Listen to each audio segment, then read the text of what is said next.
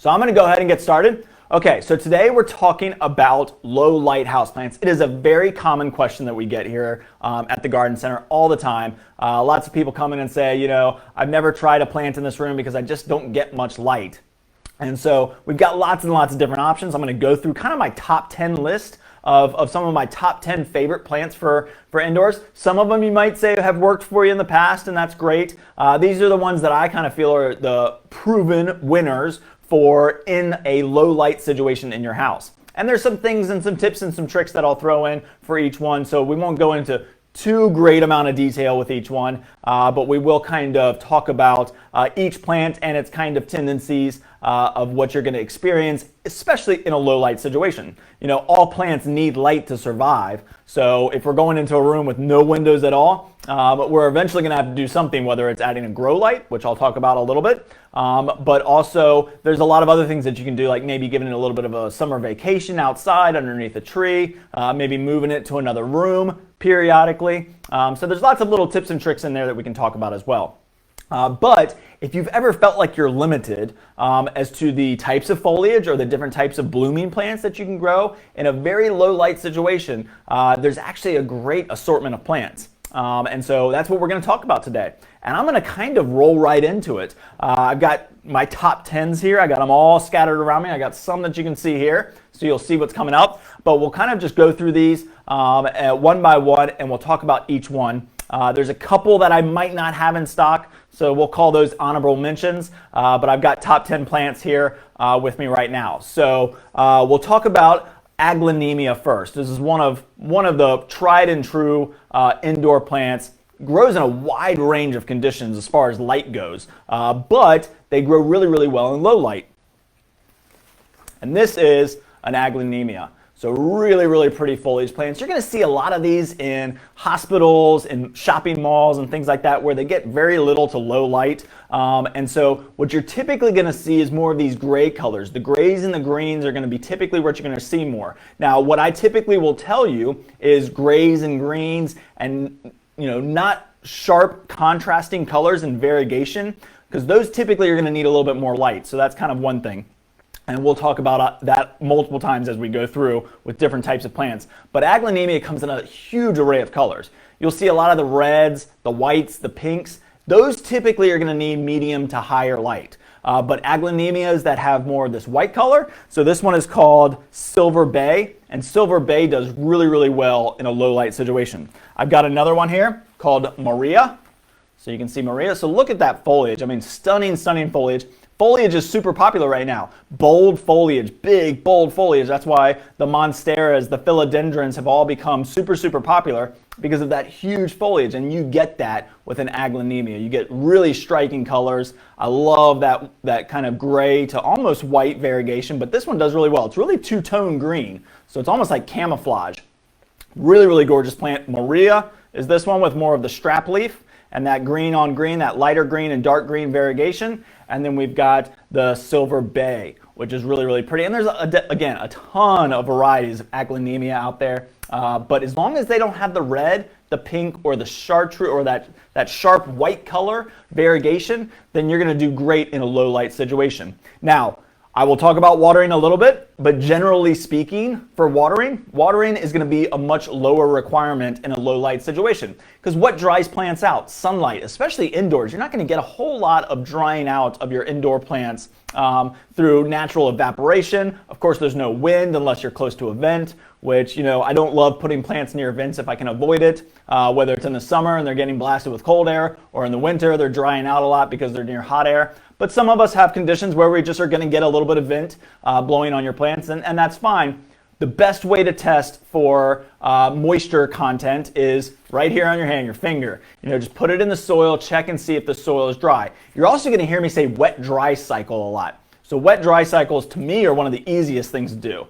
I don't like to get in a watering pattern where every 2 weeks I'm watering all my plants. Because some plants want less water, especially in low light situations, and some plants are going to want a little bit more water. If you ever see a plant that's listed as evenly moist, that's where you're going to give it a little bit of water consistently, where that one you could almost get on a schedule, but everything changes, even in your house. Sunlight's going to change, whether it's in the winter or it's in the summer. The sun gets higher in the sky, it gets lower in the sky in the winter. So there's a lot of different things that can change around your home. Even if you plant a tree outside of a window, eventually you're going to get a little bit more shade there. So things are constantly changing, and the best way to check is just to use your finger and check the soil and see if it's dry. So if it's a wet-dry cycle, what we're going to recommend is let it really dry out and then water it really well, and then let it really dry out. And in plants with low light situations, they're going to take a long time to dry out. So Aglaonema is definitely a wet-dry cycle. Let's see if I've got any other notes. I think that's pretty much it. These are two of my favorite varieties, Maria and Silver Bay. Gorgeous foliage. Aglaonemas do great in low light situations. So that's one. All right, so the next one is going to be Sansevieria. And Sansevieria, we all know as snake plants. Some of us might call it mothers-in-law tongue. So there's lots and lots of different names for them. But let's see if I can we'll grab this guy first. Typically, these are fairly big. Now, you can get these in a lot of different sizes, and I forgot to mention that with the Aglaonema. Aglaonemas you can get, those are about an 8-inch size, but you can get those sometimes in a 4-inch, 6-inch, 8-inch, even up to 10 to 12-inch. And so the bigger the pot, the bigger the plant for sure. So this is Sansevieria. This is snake plant, and this one's called Zelenkia. And so this one is really pretty because it's almost that, again, that camouflage color. You know, look at that Maria and that Aglaonema, very similar color. So same thing kind of goes, or really almost all snake plants can take low light. But some of the ones that have a little bit more variegation in it, you know, more whites in it, those aren't going to do as well in a low light situation. Those like a little bit more medium light. Again, when we're looking at sharp variegation, very hard contrasting variegation, you're typically going to want a little bit more light in those situations. But some of these with these two-tone greens in it are really easy to grow. Snake plants are super drought tolerant. And so what that means is in a low light situation, again, we're going to barely water it. I mean, you're probably going to water somewhere around once a month. Again, try not to get on a cycle of, okay, it's been a month, let me go ahead and water it. Check with your finger. If the soil still has any moisture in it, let it sit for a couple more days. And a great technique that I use at home, and we'll talk about this a little bit later because some plants are specific, is what I usually do is say, oh, I need to water that plant. So I always feel like an indoor plant can take another day of not having water added to it or not being watered. And so what I'll do is I'll take my watering cans, fill them up with water, and then I'll let them sit for about 24 hours and I'll water the next day. And so, or sometimes what I'll do is I'll fill up my watering can after I finish watering and let it sit there. So Denise, great question, and I knew somebody was going to ask these questions. And so we'll have people look those up for you. Maybe Carly can look that up for you as I do it. There are lots of plants that are toxic to dogs and cats. There are a lot that aren't. And it's a huge list, and that is one of those things that I have always found it to be very tough to remember all of those stats. So what I've always done is go to the ASPCA website, and you can type in any plant name and it'll tell you if they're toxic. Now what I will tell you is almost all plants are going to be listed as somewhat toxic to dogs and cats. You're going to see a lot of them are going to come up and say toxic.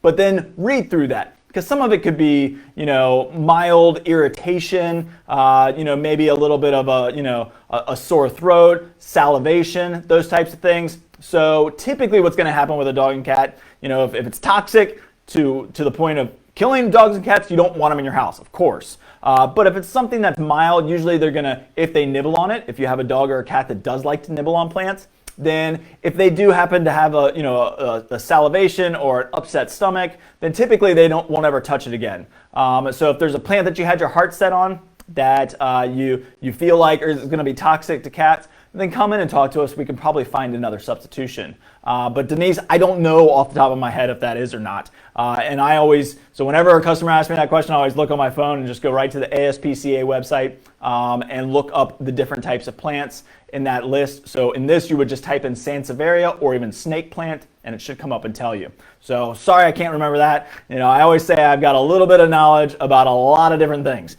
And so something like as specific as to whether it's toxic to dog and cats, I always rely on just doing immediate research if I need to.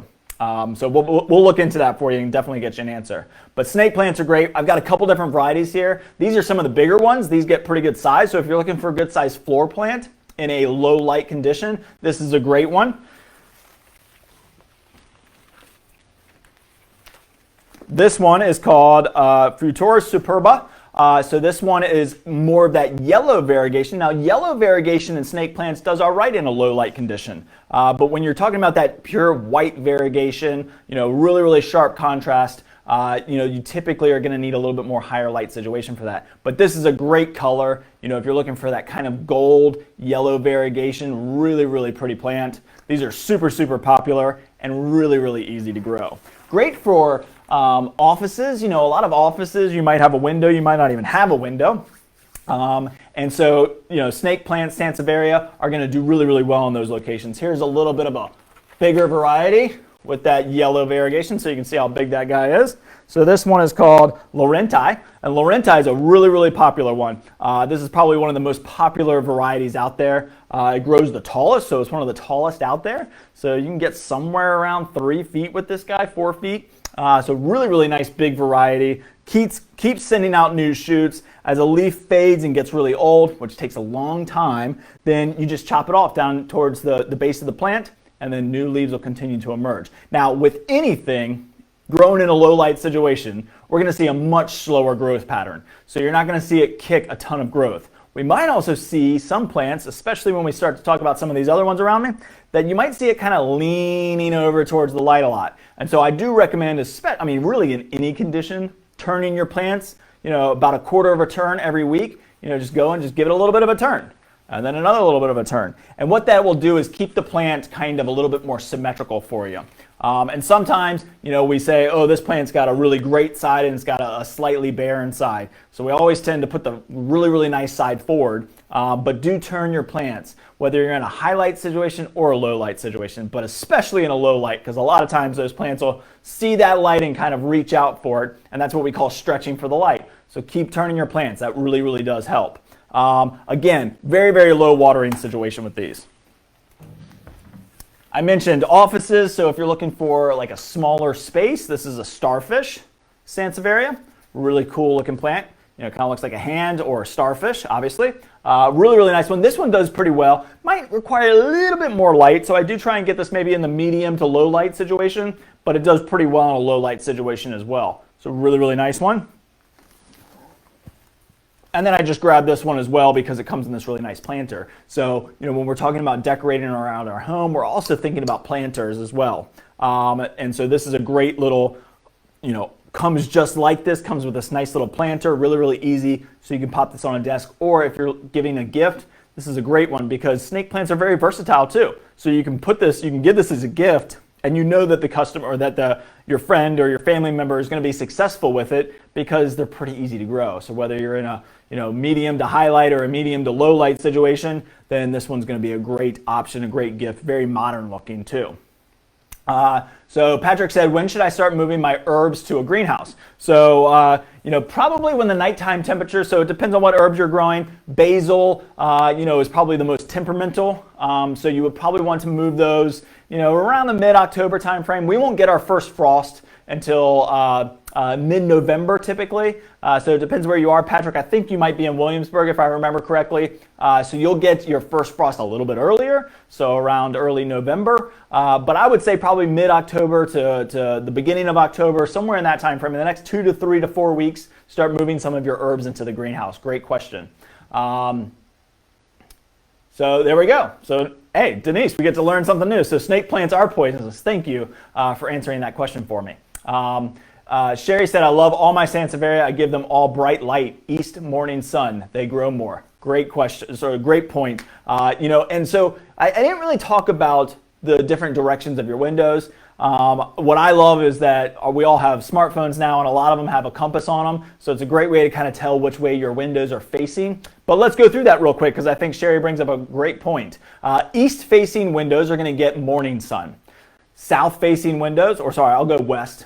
East is going to get morning sun, west is going to get afternoon sun. South-facing windows are going to get almost all day sun, so it's going to be the brightest light. So you're going to get a half day on the east and a half day on the west. And in the west window, you're actually going to almost push that to a direct light situation or a full sun situation because it's the afternoon sun. It's going to be the brightest and the strongest. And then south is going to be pretty much all day, and then north is going to be almost no light. However, what I always tell you is if you have your lights off in your room and you're in a north-facing window and you don't have to have a flashlight to see around your room, then you've got some natural light coming in. Now, it's nowhere near direct, but some of these plants are going to do perfectly fine in that situation. So that's what we're kind of talking about, is those north-facing window situations, or an east-facing with a big tree, or a west-facing with a big tree, or south with a big tree. So you have lots of different things that can impede that sunlight coming through your room. Or if we're talking about a south-facing window room, and you want to put it all the way against the wall, all the way, let's say 15, 20 feet away from a window,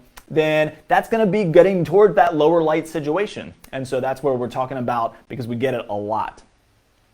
All right, so my next plant, we'll move on from the Sansevieria and go to ZZ. ZZ is one of my favorites. So when we're talking about the top 10 list, I always put ZZ in there. One of the easiest plants to grow. I mean, just if you're a beginner and you just want foliage, or if you're looking for a really, really low light situation plant, this is a great one, really great option. I know a lot of people that grow them in bathrooms with no windows. Maybe they pop a little grow light in their ceiling light fixture just to give it a little bit of light, or they'll move it to a sunnier spot for a little bit of time frame, maybe like 1 week out of a month, they'll just move it over closer to a window. What I will tell you, and that brings up a great point, is if we're taking something from a very low light situation, so if we're taking our plants out for a summer vacation, if we're moving in to get them a little bit more sunlight, don't move them straight from no light into a fair amount of light. And what that means is probably like an east or a west facing window. Definitely not a south facing window. Just move it to an area where it's getting a little bit more light, and you can slowly acclimate it to a little bit more light. But typically speaking, if you go from a very low light situation, we put it out in the full sun, it's going to burn that plant up. It's not used to it. So it's a great thing to do to kind of acclimate your plants if you're moving them around your home. I typically will tell you, if you find a great spot and the plant's doing well, don't ever move it, because other than just giving it a little bit of a quarter turn every so often, don't move it. But ZZ plants are really, really awesome. Very easy to grow, very little water. I mean, these guys, they almost remind me of a succulent for the low light situation. For a shady spot, these guys just hold their shape, their form, that really waxy leaf green, really, really pretty. This one is just, I think, our typical ZZ plant. Sometimes we'll get in a dwarf ZZ plant as well. I'm going to show you this bigger one so you can kind of see what that looks like. Really, really cool plant. Just keeps on sending new stems out. Super, super easy. There's not a whole lot that I can tell you about this other than don't water it too much. Water it when it gets really, really dry. Water it pretty well. Let it dry out again. And you could be talking about a good 4 to 6 weeks before you water it again. Because one of the biggest problems I think with what most people have with indoor plants is they baby their plants. And a lot of plants really love to be kind of neglected a little bit, especially when it comes to watering. We typically walk around and we check our plants a lot and we water them a lot. Depends on what you're doing. I mean, if you've got 10 houseplants, check them every so often.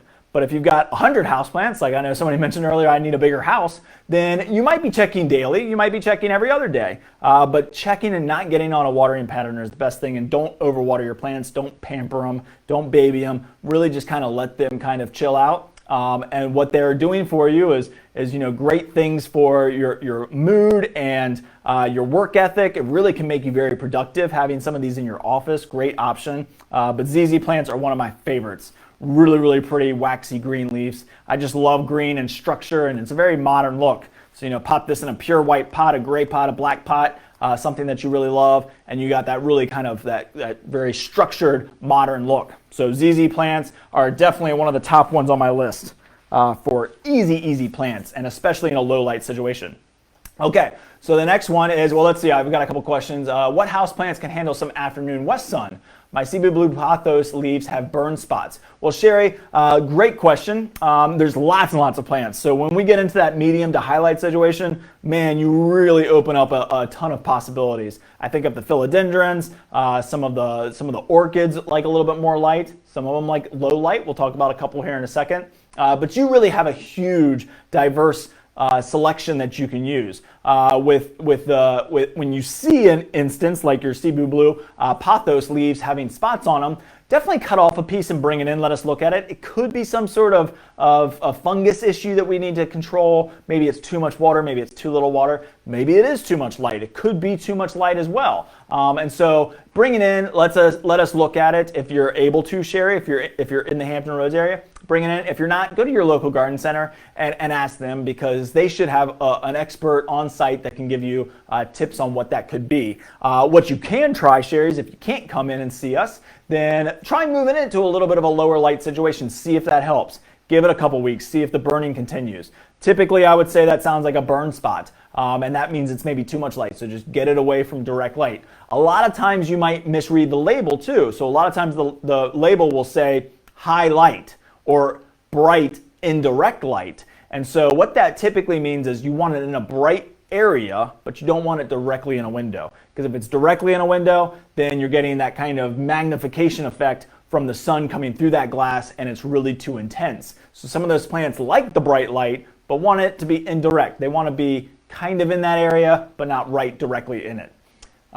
So Maggie said, I have 2 prayer plants that seem to die out in the winter months, but start new growth in the spring. Is that typical? What kind of flowering plants are good in low light conditions inside? I'm getting to a couple, Maggie, so stick around. I got a couple that I'm going to show you that are very, very good low light bloomers. But to answer your question about your prayer plants, so prayer plants, typically this happens in the winter months. We think our indoor conditions are still going to be great growing conditions. Why do these plants grow in our homes? Because they're tropical plants, typically, are going to grow in a tropical area of the world. And what that means is they have a consistent temperature, usually in the 75 to 85, 90 range. And our homes are typically in that 70, 72 range. But in the winter, the sun gets further away from our homes, so you're getting a lot less light. And evaporation and moisture levels increase, meaning it's going to take a lot longer for those plants to use up that moisture. So don't ever replant a plant, or try not to replant. I won't say don't ever. Sometimes you have to.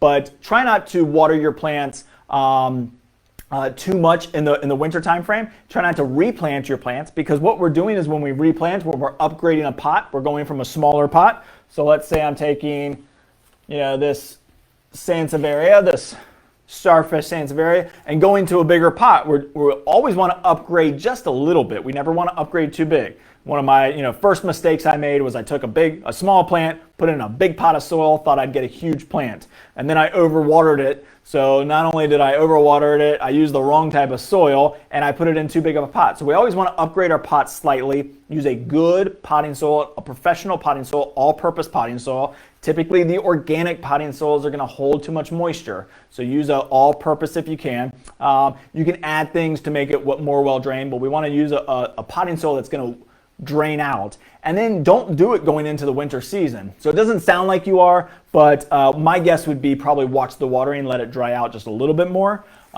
Would be my guess. But again, bring in the plant, let us check it out. We can tell you what the problem is. How can I successfully transition my plants that have spent the summer outside back inside? So great question, Sherry, and that is pretty simple. You can bring them in. It depends on what kind of situation you had outside. You might want to bring them in to a little bit brighter area inside your home and then work it back to its normal home. But typically you're not going to have any major issues. You might have to treat for insects. I can show you a couple, here, like triple action is one of my favorite ones to have around. There's systemic insect granulars, there's neem oil, there's a lot of different ones. Triple action is one of my favorite because it kind of does everything. We carry that here at the garden center, so I'll hold that up so you can see it. Fertilome Triple Action Plus. And what that is an organic solution that's got neem oil and pyrethrins, so it's going to help with fungus and disease issues as well as insects and mites. But a lot of times that's the biggest issue, Sherry, that people face is when you bring it back inside, cutting back the watering for sure, but also you might have some insect issues.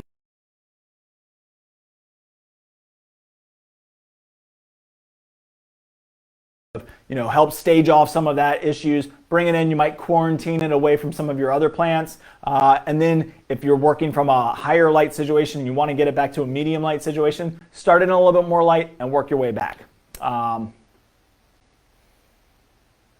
See, it says that I'm experiencing some connection issues, but hopefully it's going all right. Looks good on my end. All right, so I'm going to keep on rolling here. So the next one is Pothos. Pothos, super popular plant, very easy to grow.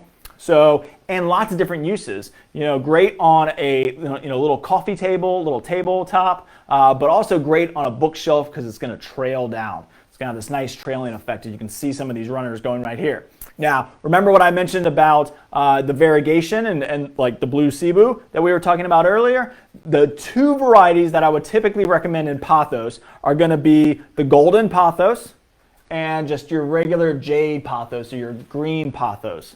So this is the hanging basket. So you can see just that green foliage and then that slight variegation. In the golden pothos, you might lose a little bit of this variegation actually. It might kind of start to go back to just a green shade. But they still hold up very well. And they can live a long time in a very low light situation. Wet, dry cycle, super, super easy. A lot of us have grown these. A lot of our grandparents and parents have grown these. So you've probably seen them for many, many years. But the reason is because they're super easy and they don't require a lot of light, but they can take medium to higher light too. So you got a lot of versatility in this plant, but they do really, really exceptional with very, very low light. And just remember to do a wet, dry cycle. So water them when they're dry, and then basically that's it. And they're great because you can use them as hanging baskets, trailers. You can put them in combinations with other plants. So really, really good one. Pothos, really, really nice one. So some of the other ones like the Marble Queen, some of the white variegations, those aren't going to do as well. They need a little bit higher light, so medium to high light. But the golden and the jade or the green pothos do really, really well in a low light situation. So that's an easy one. We're going to breeze right through, and we'll go through a couple of these real quick because you probably know them very well. This is a Philodendron cordatum. So I did an entire series on aroids, but this is one of the easiest ones. Aroids, do great in a low water situation, low soil content, but this is a really, really easy one. It's got this great heart-shaped leaf, really kind of almost that waxy leaf, really, really pretty. It can almost grow in almost no light. I mean, this one really is exceptional about growing in a low light situation. Great trailer, so again, great for bookshelves and bookcases. You let them trail down. That is super, super popular right now. This great foliage. I love it when that new leaf kind of unfurls. You can see that one right there doing it. So you got this new leaf. I've got a lot of philodendrons I started growing, like the monsteras, and I just love when those new leaves unfurl. Just awesome, awesome plants. Lots and lots of different ones, but this one specifically in the philodendron world does very, very well in a low light situation. Wet, dry cycle again. We're not going to water it very much. Again, this is going to be closer to that Sansevieria, closer to the ZZ plant. We're going to water very, very sporadically, meaning up to 4 to 6 weeks depending on your condition. And again, always test it with your finger. You can also buy a moisture meter. I forgot to grab my moisture meter, but moisture meters are a great option to be able to check your moisture level and your light level. Our moisture meter has a light, a pH, and a moisture meter in it. So you can kind of go between all three to kind of check everything, but light and moisture are one of the most important things for your indoor plants. So really, really low light one, Philodendron cordatum. Really, really pretty plant. Love this one. Really great looking plant. I think I'll have to add one of those to my collection here pretty soon. All right, so then the next one is going to be ponytail palm. So we're going to continue to go through my top 10 list. Like I said, I think I've only got one honorable mention, and the only reason it's an honorable mention is because I don't have any in stock right now. But ponytail palms are a great one. Look at that, just awesome. I think there's a couple different names for these. I want to say like elephant foot. There's a couple different weird names that you might hear for these, but we've always called them ponytail palms. Ponytail palms do really, really well in low light. I love this graceful arching habit. It's really bushy kind of look to them. They're super easy to maintain. So what you want to do is as these leaves kind of start to fade, is you just go in and you can just peel it right out. So just like that, we can just pull a leaf off and it'll continue to grow out of the top. Again, low light situation is going to grow a little bit slower. We don't have to water these too much. The one thing about watering with ponytail palms, and really palms in general, really don't like tap water. So we really want to make sure that we're using a distilled water, bottled water, well water, filtered water, or letting your water sit out for 24 hours. That really helps because a lot of people experience with ponytail palms the tips turning brown on them. And that's very, very normal. It's not real noticeable, so you don't really have to worry about it. These actually have a couple of little brown tips on the end, but that is completely normal. So some people don't worry about it. Some people, will want to use distilled water or filtered water, or just let your water sit out for 24 hours. A lot of the things that we put in our water, like fluoride and different things to make it drinking safe, will evaporate out naturally, will naturally come out of the water if you let it sit for 24 hours. So really, really great little tip there.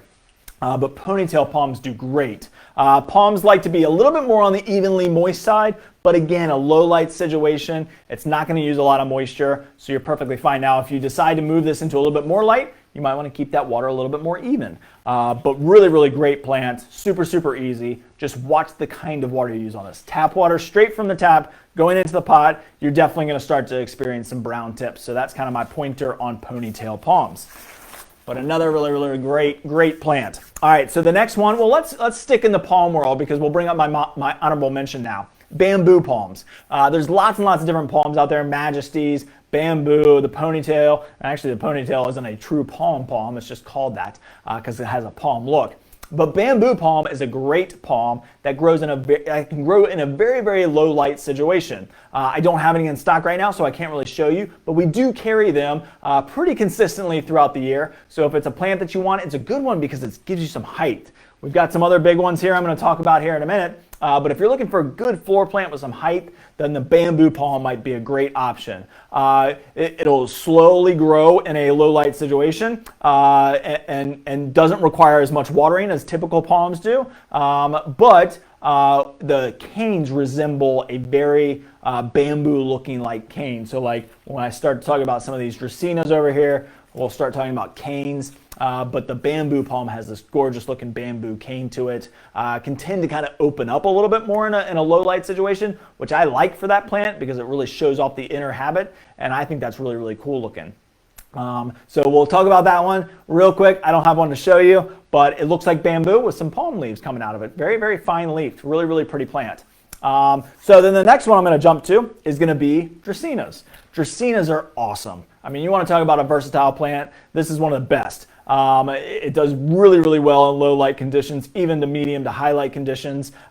Same kind of thing goes with the fading colors with Dracaenas. Anything that's got any variegation in a Dracaena, you're going to lose a little bit of it. So for example, this guy right here, let's see if I've got a name on it. I don't know if it does. This one's called J. Jewel. So you can see that really cool variegation, that white, that pure white variegation right down through the middle. Kind of looks similar to like a spider plant. But Dracaenas are super, super easy. Medium to low light, very, very low light, but in a low light situation, it's going to lose a little bit of that variegation.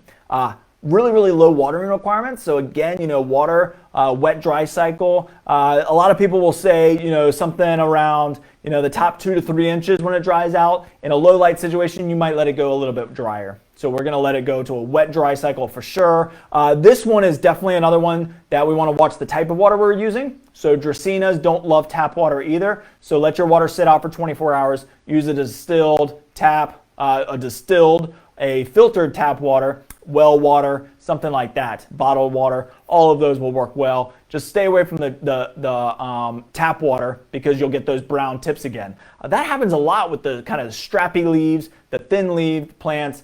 You'll get some tap water damage to the ends of the leaves. Plus, this one can have fluoride toxicity. So fluoride is in our drinking water. That's why I would let it sit out for 24 hours. Maybe use some filtered water. Rainwater, of course, is the best. So if we're growing a lot of houseplants, try and collect some rainwater. We've got rain barrels. You can build lots of different systems. Sometimes you can just put a watering can at the end of your drain pipe, your downspout, and you can collect rainwater that way. Rainwater is like magic to all plants because let's be honest, Mother Nature didn't create these indoor plants, we did. So we got to give them kind of what they need. And rainwater is awesome for your indoor plants.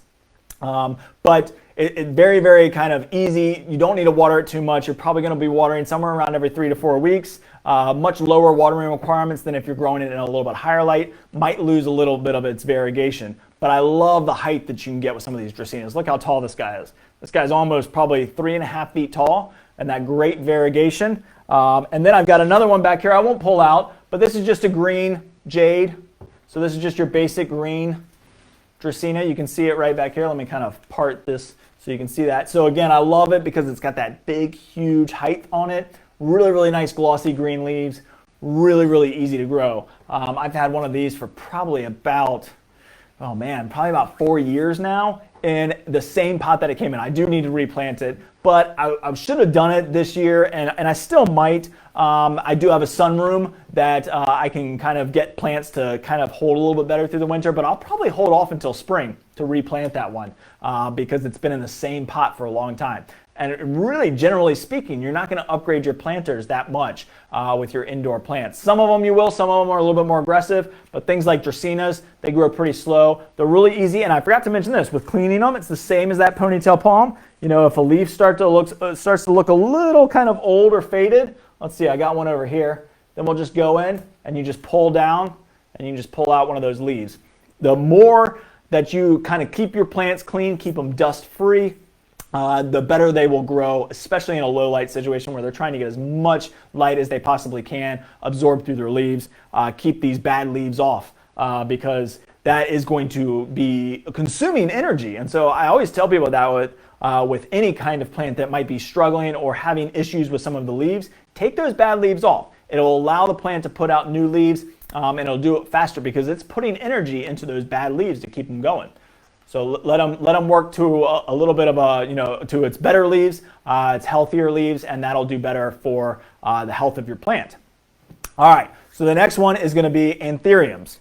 Anthuriums, we're a little low right now. We've got a couple foliage ones. I wanted to show this because it's a blooming plant that grows great in the low light conditions. Now, typically with your blooming plants, you're not going to get as many blooms as you would in a little bit brighter light. But it's a great plant. I love it for its foliage, that kind of heart-shaped foliage, that little arrowhead, but that heart shape. And then these great flowers that come out. It's just really, really pretty. Kind of reminds me of Valentine's Day with that red heart. Really, really nice. I love the new foliage. Look at that gorgeous new foliage. Lots and lots of different varieties in Anthuriums. Really, really easy to grow. Really don't have a lot of different issues. Let's see, did I have a little note? Little water, doesn't require a whole lot of water, and it's a great blooming plant for a low light situation. So Anthuriums are a great option. Huge selection in these, and we carry various varieties throughout the year. So it's a great one. I love that new foliage. You can see those little new leaves coming out down here at the bottom. That really pretty look. Another great aroid. So Anthuriums, great option. Let's see, the next one is Bromeliads. So we're kind of keeping with that blooming theme. Bromeliads are really, really easy. The tip here is they don't require a lot of water. They don't require a lot of light. And so if you're looking for something blooming, even maybe more tropical or some of those brighter colors, here's a little guy right here. So great, again, gift idea, these little desktop ones. But you can see these great colors. They come in a wide array of colors.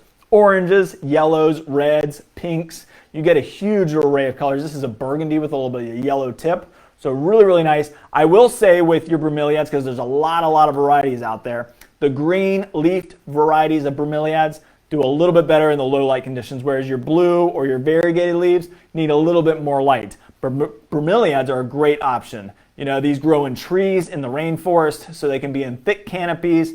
They don't need a lot of moisture, so you again want to water on a wet, dry cycle. Really, really easy. And you know what falls into the Bromeliad family? Is bamboo. So this is the lucky bamboo, and really, really easy to grow. Again, can take very, very low light conditions. So lucky bamboo comes in a lot of different assortments. You'll see a lot of them. This one is a great gift idea. It comes with this really cool pot and this great spiraling circular cylinder pattern going with it. So lucky bamboo is a great option as well. Falls into the same family as Bromeliads, and most Bromeliads can take very, very low light, and they're very easy to grow. So, you know, medium to low watering. We don't have to water it too much. Wet, dry cycle, low light conditions, and they bloom pretty long periods of time. So to get these to bloom like this, of course, is going to take a little bit more light. But once they're blooming, you can grow them in a low light condition for a long time, and these blooms last a long time. So really, really great plant, Bromeliads. Lots and lots of options there. And let's see, keep on rolling. Alpine Schefflera. So this is one of my favorites, guys, right here. So this is an Alpine Schefflera. Huge, plant, great leaf. I love these kind of big, thick stalks that come in there.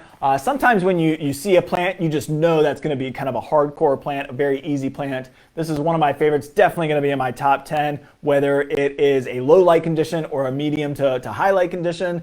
Alpine Schefflera can really take a versatile, different types of lights. So lots of different uses, but a great floor plant. I'm always looking for a plant for the corner, something to kind of fill some space, give me a lot of that green growth. Of course, I love plants, and so the bigger they are, I tend to like the bigger plants. And so that's why I love this one. These can get huge. So these can grow really, really big, up to the ceiling. You can prune them, so they're pretty easy to prune. You can just go in and kind of chop it back a little bit, and it'll regrow a little bit bushier. But if you like that nice, tall, kind of very thin habit too, so a great corner plant.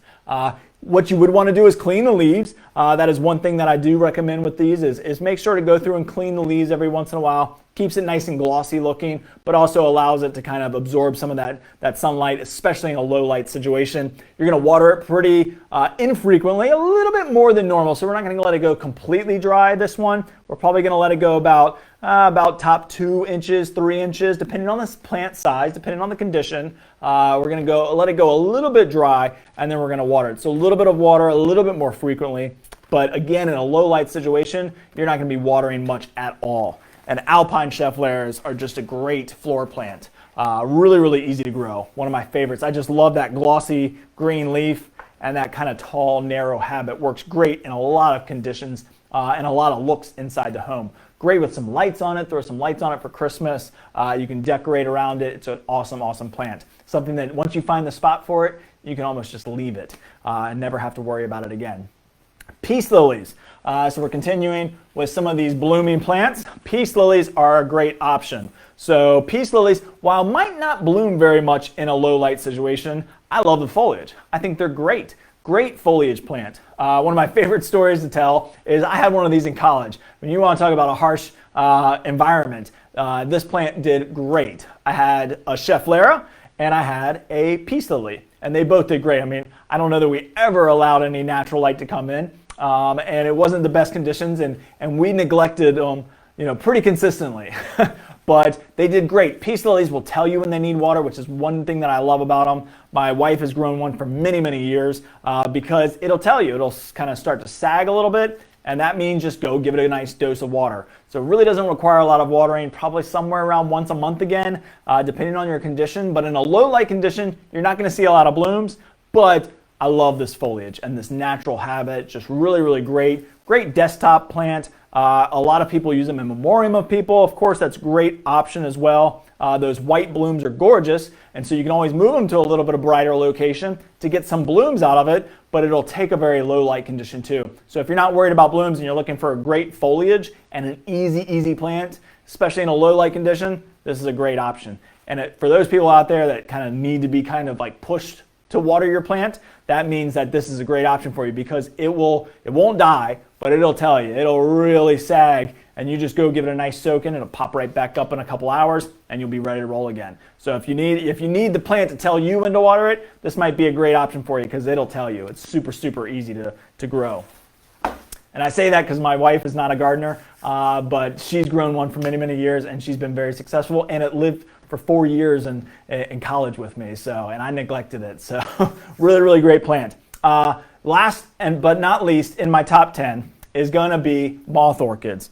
Moth orchids are just so popular and really don't require a lot of light. So the growers do the work for you. I've done a lot of webinars on a lot of different things. We did one specifically on orchids, so you can go back and view that if you really want to know how to kind of get them to bloom. But it's very, very easy, really. It's all about temperature. So we really want to put it through a warm season, let it cool off. When it cools off, it'll bloom again. But the growers really do that for you. And moth orchids with these blooms can last months. I'm talking 2 to 3 months you can get these blooms on there. That's why a lot of people, when they're done blooming, they tend to toss them or give them to somebody that wants to collect them, and then they'll come back in and buy a new one.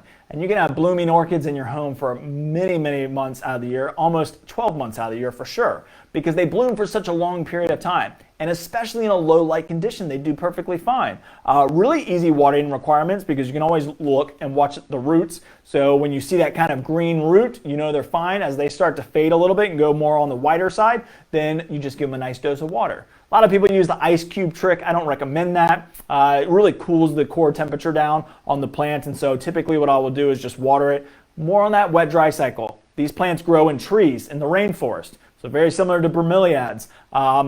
They grow in trees and they root into the tree. And so that's why you plant these in bark, is because that bark absorbs the moisture and it pulls the moisture out of the bark when it needs it. So it doesn't require a lot of water, doesn't require a lot of light. Now, to get them to regrow again, I typically take mine, put them outside for the summer, bring them back in the winter, and they bloom pretty reliably right there after I bring them back in. And there's lots of different ways to force them, and there's a ton of different orchids. But moth orchids are one of my favorites because of the longevity of the blooms and because they require a little to no light. And of course, that pure white moth orchid is a great option. So really, really easy. You can see this is a great way of showing these roots, how they started to turn a little bit more on the whitish color, and then you've got more on the green here. So we've got green closer to the plant and then whiter as we come out. That means that this guy might need to be watered pretty soon. And if I do the finger test and put my finger in there, I would say he's a little bit on the drier side, which means I probably can make it another day, give it another day, and then give it a nice soaking. So I can let my tap water sit out for 24 hours and give it a nice soaking tomorrow, and we'll be back in business. And especially, again, in a low light situation, you want to talk about easy. As long as you're okay with using some of these plants, I mean, because these are really some of the best, then you're going to have a great success in a low light area, especially if you thrive at neglecting your plants, which is what I tend to have learned with my indoor plants, is they thrive on a little bit of neglect, especially in that low light situation, and especially when it comes to water. Now I mentioned, what do you do if you want to grow some of those highlight plants in a low light situation? Well, we can add grow lights. Really simple and easy option are these strip lights, and now these are grown or these are designed to grow indoors. A lot of people use these for like seed starting or different types of hydroponic setups, but this is a great option, especially for a bookshelf. I love to put these on the underside of a bookshelf, just attach it right to the underside of a bookshelf, and then you can grow lots and lots of plants. In a low light situation, you can grow much higher light plants. So I love these strip lights. It's a great option. And those are made by Sun Blaster. We carry them at both of our locations. This is always an easy one. This is my clamp light. Really, really great. Great for being able to get a little bit closer. You can put it on different areas of a shelving unit. You can attach it to a lot of different things. Sometimes I'll attach it to, my floor lamp, and I can just attach it to it and have a grow light right on a plant. Especially if I want to do it if I feel like, it's just lacking a little bit or it needs a little bit of a boost. This is a great option. Great option for in the winter time frame when you've got some of those highlight plants that need a little bit more light. But really, really great option. Just a quick kind of move it around type of option for a grow light. Really easy. It comes with a bulb, comes with the reflector, comes with the clamp, and you just plug it in and you're ready to go. Super, super simple. And of course, there's lots and lots of bulbs that you can use. Make sure that it's designed for growing because there's a lot of lights out there that'll list kelvins now, and that's important. I did a whole webinar on grow lights and how to use them and how to understand them. And so that's a great one to kind of go back and look at because we're talking about a spectrum of light that's really important. Whereas if you just go to like a Home Depot or Lowe's and you pull out a light that says it's got 6,000 kelvins, while that might help and it won't be the end of the world, then I still would recommend getting something that's got more of a broad spectrum light. And we've even got specific ones that are red spectrum, green spectrum, that are designed for certain things in plants to help them bloom, to help them leaf up, to help them green up, to help them seed start. So lots and lots of options out there for lights, but this is a great one because you can pop it in any type of lamp. Just pop it in a desk lamp or in a floor lamp that's got a little shade on it. And this is a great way to add a little bit of light to a low light situation so you can grow some of those higher light plants. You've always wanted to grow a specific plant. It's a low light situation. Use a grow light. Very, very simple, very easy way to use it. There's, of course, a lot of different things that you can do with low light plants. We're talking about feeding here and disease and insect control. I showed you the Philodendron triple action earlier on. I do want to point out that our green leaf formulas are a great option for indoor plants. These are granular formulas. Now it depends. A lot of people use a lot of different types of things for their indoor plants as well as the way plant food goes. A lot of people tend to use the liquids. I love a granular still. I mean, I typically will use my traditional green leaf on my indoor plants, and the reason is because I'm going to get a good 2 to 3 month feed out of it. You know, similar to Osmocote, but you see a little bit more results a little bit quicker with this one. So I love our green leaf formula. So if you live in the Hampton Roads area and you're growing lots of indoor plants, you might want to try this one. It's what our houseplant experts recommend. There's an organic formulation as well, and we've got tons of the other options as well. The liquids, the different types of tablets, organic, traditional, we've got it all. When it comes to insect and disease control, I recommend always having a bottle of triple action around, because if you don't know what it is, this might help. Now, because it does so many different things, I typically will tell people it's not as strong or specific about one thing, but this is a great option to spray as a preventative rather than a curative, but it does have curative problems as well. So this is a great option, just something that I always have around my house to kind of help protect some plants, but also to treat some plants. And sometimes I'll take them outside and spray them. Sometimes I'll put them in the garage, depending on the time of the year. Great option. Of course, there's neem oil. See if I can grab this. Neem oil is a great option too. Just works by suffocation, so we'll suffocate insects and disease out. But neem oil is great, completely organic, completely safe.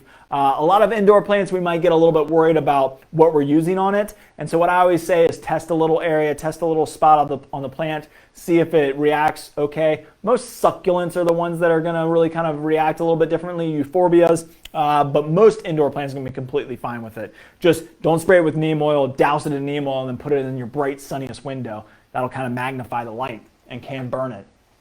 Another one of my favorites for insect control is our indoor-outdoor formula. This is a aerosol, which the reason I like that is because it can kind of get in some of those nooks and crannies. Great for those tiny insects, spider mites, aphids, those different types of things, but also just a great one just to have around your home in case you got like gnats flying around, a cockroach here or there. We'll call them water bugs, ants. You know, really kills a wide range of things. So an indoor-outdoor aerosol, easy to kind of spray a plant. This is one that I use a lot, especially when I'm bringing plants from outside to in. And then we've got, well, I put these a little too far away.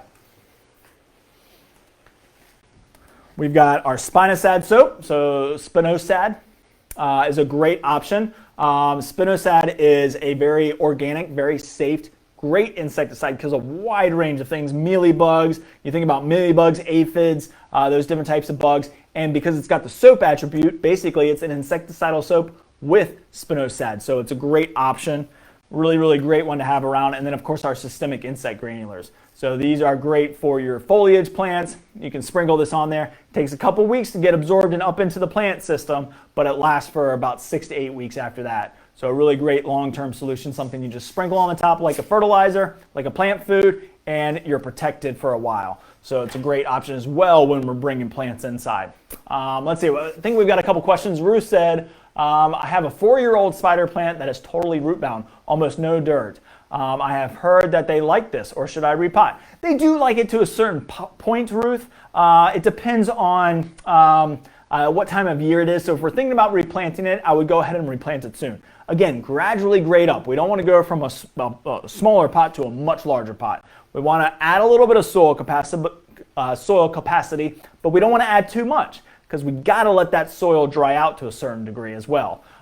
So yes, they do love to be root bound, but eventually we're going to need to get it into a pot. So if you think it'll make it through the winter season, I would plant it in the spring. So you got that opportunity that, let's say we might accidentally put it in too much soil. You got the ability to take it outside, and that really helps with the evaporation out of the soil when we're starting to talk about if we've got too much soil in there. Now, if you just grade up gradually, you'll be perfectly fine. You can do it now. Spider plants are pretty tough, so I think you'll be okay with that one. Let's see if we've got any other questions. I think I got to all the other ones. Don't water Sansevieria every week. I water mine 6 to 8 times a year. So yeah, Sherry, I completely agree. You don't water them very often at all. I think I've got pretty much everybody's questions. So what I'll say now is thank you for joining. I hope you all enjoy this. I hope you'll try some of these plants. These are great plants for low light conditions.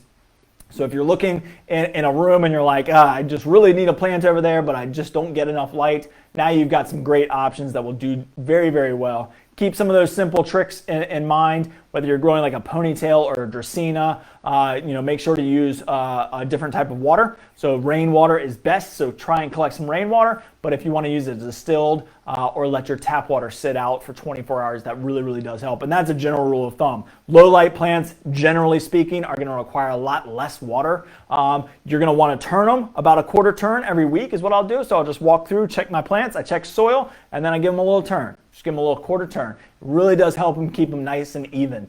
Because no matter where you plant it, it's always going, or place it in your home, it's always going to reach a little bit for that light. So go ahead and give it a quarter turn every so often, so that way your plants stay nice and vertical and very healthy and very even as well.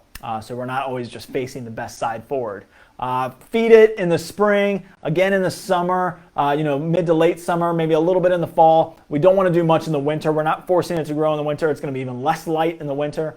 Watch out for insects and disease. Give it a summer vacation if you want to. Treat it before you bring it back in for insects. And really that's about it. Pretty simple. These are some of my favorite plants. So come in and check some of them out here at McDonald Garden Center. Let's see, I think Sherry said, how do you tell the difference between scale and extra floral nectaries? So they are both sticky. Yeah, I agree. They are both sticky. Scale will typically come off and you can squeeze it. It might have a little bit of blood in it. And that's because insects will have that little kind of insides that you're squeezing. The floral nectaries, I'm not 100% sure about what you're asking there. So I might have to get back to you, Sherry. That's a very specific question. I might have to go to my houseplant expert and ask. But the scale, typically, I will tell you, scrapes off very easily. Typically, will have a red residue if you squeeze it or pop it. You can put it on a white sheet of paper and kind of rub the two pieces of paper together. And if you get some red streaks, that'll tell you it's an insect as well. But that's really the issue there, whereas some of the floral nectaries will be a natural part of the plant. So hopefully that answers everybody's questions. I hope you all enjoyed this. If you've got any more questions, feel free to ask, and we'll get back to you with answers. And if there's anything I missed, then I will get back to you as well. So I hope everybody has a great day. Hope you all enjoy this. See you next week. We're going to decorate for fall. So we got lots of great opportunities to decorate your home, your outdoor spaces, your indoor spaces with fall decor, pumpkins, mums, lots of color. Love those fall colors. Those cooler nights are on their way. So we'll start decorating for those next week. Hope you all have a great day, and I'll see you next week.